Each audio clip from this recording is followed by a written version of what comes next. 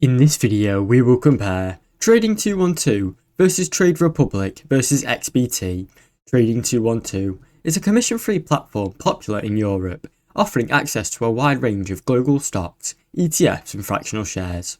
It has an intuitive app ideal for many beginners and features such as Pi investing tools for portfolio automation.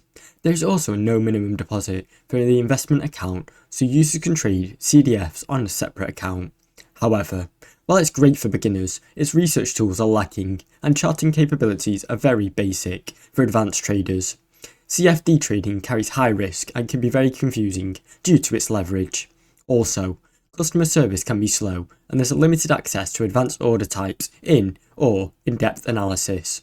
Trade Republic. Trade Republic is a German-based mobile-first broker, offering low-cost investments with a €1 fee per trade and free saving plans for ETFs and stocks. It's ideal for long-term passive investors if you're fully regulated under German financial law. It provides access to a wide range of European and US stocks. However, it has limited desktop platform and its investment universe is narrowed compared to a lot of other brokers. Advanced trading features are very minimal and does not support fractional shares. It also charges foreign exchange fees, which can add up for cross-border investing. XBT.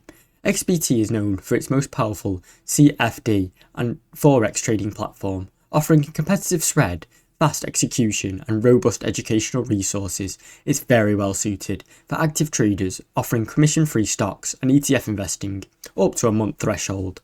The platform also has a strong market analysis and tools. However, XBT focuses heavily on CDFs and does not suit passive, long-term investors due to its high risk and complexity. The section of actual stocks are smaller than pure brokers and the fee structure can become less favourable beyond the 3 monthly limit, and no fractional shares or automatic investing tools are available. Thanks for watching. Don't forget to like and subscribe.